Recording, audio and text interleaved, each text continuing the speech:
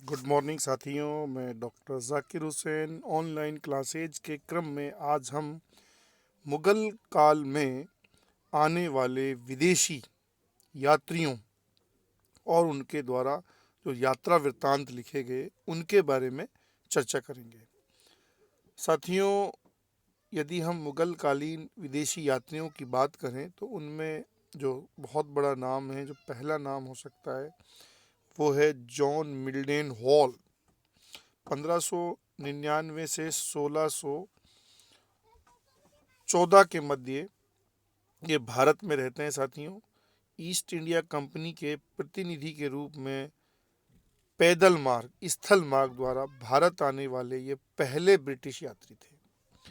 साथियों, ये अकबर के दरबार में आगरा में आते हैं, आगरा के मुगल दरबार में ये पहुंचते हैं और ऐसा माना जाता है साथियों कि उनकी यहीं पर मृत्यु होती है और आगरा में ही उनकी कब्र हमें मिलती है। साथियों, पीटर मुंडी 1628 से 34 के मध्य वो इटालियन मूल के थे।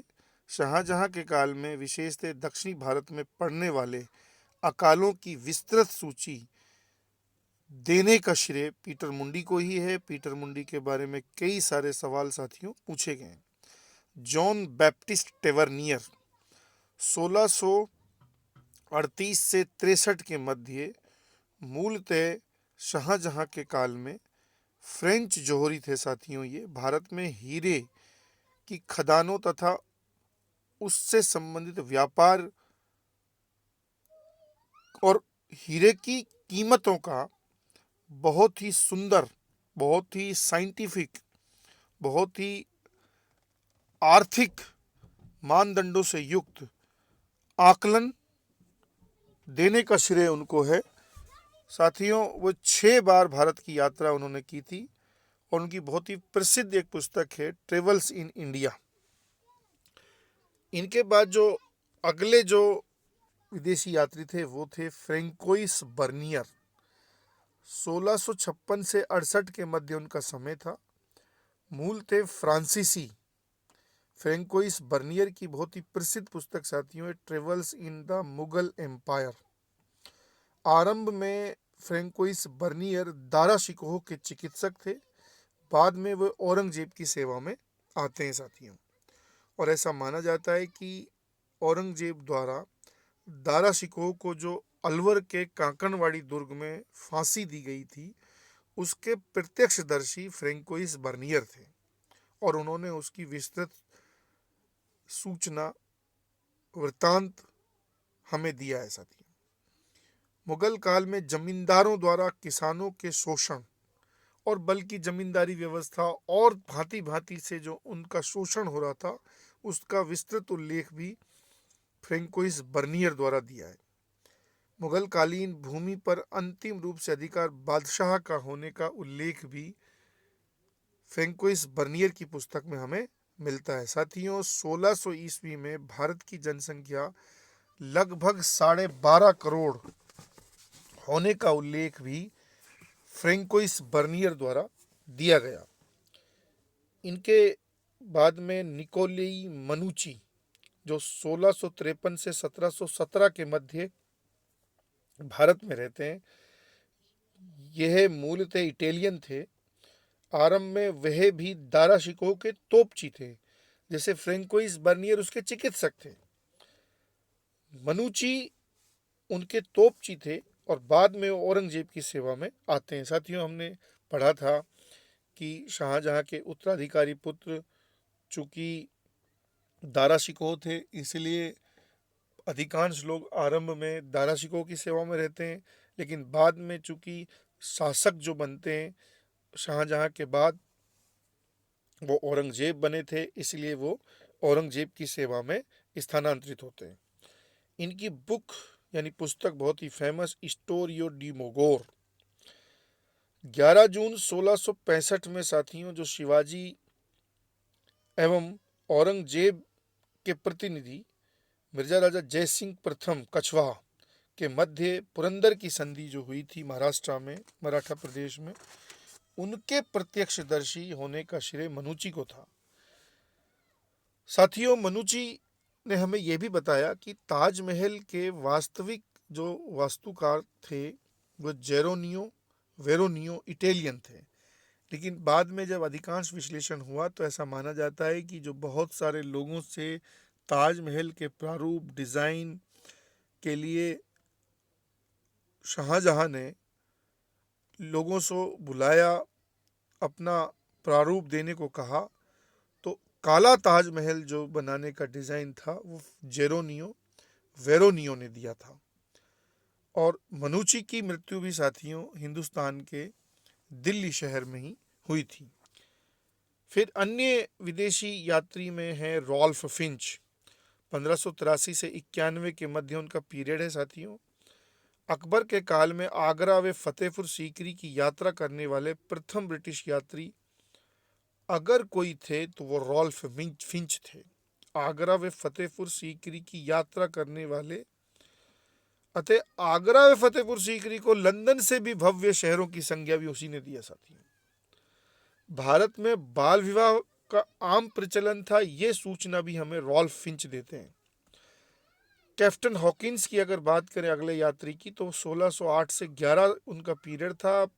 ब्रिटिश शासक जेम्स प्रथम के प्रतिनिधि के रूप में, यानी उनके राजदूत के रूप में हेक्टर नामक जहाज से ब्रिटिश ईस्ट इंडिया कंपनी के हितों को भारत में साधने हेतु वे मुगल दरबार यानी आगरा के मुगल दरबार में जहांगीर से भेंट करते हैं। और साथियों उन्होंने जो चर्चा की, जो आपस में संवाद किया, वो फारसी भाषा में किया।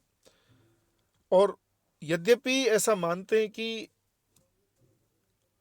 अंग्रेजों के जो परंपरागत शत्रु थे पुर्तगाली आदियों के प्रयासों से, क्योंकि उन्होंने बादशाह के कान भी भरे थे, यद्यपि कैप्टन हॉकिंस कंपनी के हितों को साधने में सफल नहीं हुए, लेकिन जहांगीर उनकी वाक्चातुर्य, उनकी फारसी और तुर्की भाषा पर पकड़ तथा उनके व्यक्तित्व से इतने प्रभावित हुए कि उनको हिंदुस्तान के मुगल साम्राज्य में 400 का मनसब प्रदान किया।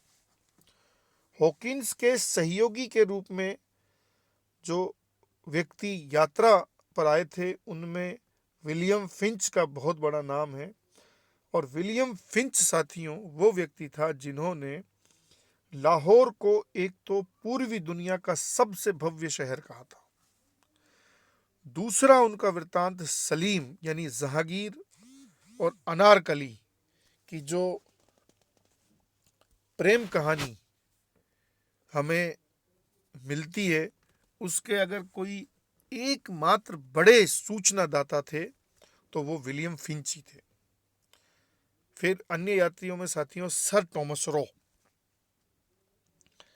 1615 से 19। अगर मैं ब्रिटिश ईस्ट इंडिया कंपनी के हितों को साधने के सीरीज में बात करूं तो जॉन मिल्डेन हॉल और कैप्टन हॉकिंस के बाद जो महत्वपूर्ण यात्री थे वो थे सर टॉमस रो।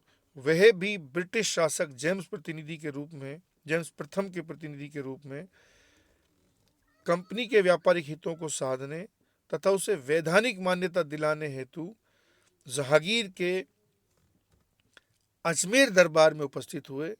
और ऐसा मानते हैं साथियों कि वह अपने उद्देश्य में बहुत हद तक सफल हुए थे। उनकी जो भेंट हुई साथियों वो 10 जनवरी 1616 में अजमेर के दौलत खाना महल में हुई थी। फिर अगले जो यात्री हैं वो हैं फ्रांसिस्को पेलसार्ट। 1620 से 29 उनका समय था और वे डच मूल के थे। जहांगीर के काल में मुगल टकसालों यानी मिंट के मुखिया पद पर वो रहते हैं साथियों। और बयाना में नील की खेती का विस्तृत उल्लेख दिया है। और उन्होंने ये भी बताया कि हिंदुस्तान में जो सबसे अच्छी किस्म की जो नील थी वो गुजरात के सरखेज से प्राप्त होती थी। तो फ्रांसिस्को पेलसार्ट डच मूल के विदेशी यात्री थे। फिर अगले विदेशी यात्री साथियों अगर कोई थे तो फादर स्टीवेंसन थे। और इनके लिए कहा जाता है कि पादरी के रूप में विशेषतः अकबर के दरबार में आने वाले अगर कोई पहले ब्रिटिश यात्री थे तो वो फादर स्टीवेंसन ही थे। फिर एडवर्ड टेरी अगले हमारे विदेशी यात्री हैं जो 1616 से 19 के मध्य थे। सर टॉमस रो के गुरु थे साथियों, और भारत में मुगल कालीन सिक्कों की विस्तृत सूचना देने का श्रेय उन्हें ही दिया जाता है। फिर अगले विदेशी यात्री में है पिएत्रे देला वाले। ये 1622 से 26 के मध्य यहाँ रहे थे और इटालियन मूल के थे। भारत में सती प्रथा के प्रचलन की विस्तृत व्याख्या, विस्तृत सूचना हमें पिएत्रे देला वाले ही देते हैं। साथियों, ये सवाल कई बार पूछा हुआ है कि सती प्रथा के प्रचलन का विस्तृत उल्लेख किसने दिया है, तो इटालियन मूल के पिएत्रे देला वाले ने। अगले जो विदेशी यात्री हैं वो हैं विलियम नॉरिस। ये द्वितीय ब्रिटिश ईस्ट इंडिया जो कंपनी बनी थी उसके हितों को साधने हेतु बादशाह औरंगजेब के काल में 1602 में भारत की यात्रा करते हैं। यद्यपि विलियम नॉरिस को कोई बहुत अधिक सफलता नहीं प्राप्त हुई थी। साथियों, अब हम थोड़ी चर्चा मुगल कालीन जो द्वितीय चरण के आसपास जो हमें साहित्य मिलता है उसकी चर्चा करते हैं। एक पुस्तक मिलती है हमें मिर्जा मोहम्मद काजिम शिराजी द्वारा रचित आलमगीर नामा। जैसा कि हम जानते हैं आलमगीर औरंगजेब को ही बोलते थे। अगर इस पुस्तक की बात करें तो औरंगजेब कालीन एकमात्र सरकारी इतिहासकार जो थे वो मिर्जा मोहम्मद काजिम शिराजी ही थे। फिर है मासिर ए आलमगीरी मोहम्मद साकी मुस्ताद खां द्वारा रचित पुस्तक थी। सर जदुनाथ सरकार ने ही इस पुस्तक को अंग्रेजी में अनुवादित किया और उन्हीं के द्वारा इसे मुगल कालीन गजेटियर की संज्ञा दी गई। साथियों, अगली पुस्तक है ईश्वर दास नागर द्वारा रचित फतुहात आलमगीरी। जोधपुर के मुगल प्रशासक के रूप में तथा गुजरात के सूबेदार के रूप में उन्होंने जो अपनी भूमिका निभाई उन सब दृष्टांत को ध्यान में रखकर वो मुगल कालीन इतिहास का उल्लेख करते हैं और ये औरंगजेब कालीन विशेषतः इतिहास था। अगला है साथियों भीमसेन बुरहानपुरी द्वारा रचित नुस्खा दिलकुशा। मालवा में मुगल नीतियां, राजपूताना आदि के संदर्भ में विस्तृत उल्लेख इस पुस्तक में मिलता है। फिर साथियों सुरजन राय भंडारी द्वारा रचित खुलासत उत तवारीख। अगली पुस्तक है मोहम्मद हाशिम खाफी खां जिनकी किताब है मुंतखब उल लुबाब। साथियों, औरंगजेब के समय में जिस तरह जागीरों को बंदर बांट तरीके से बांटा गया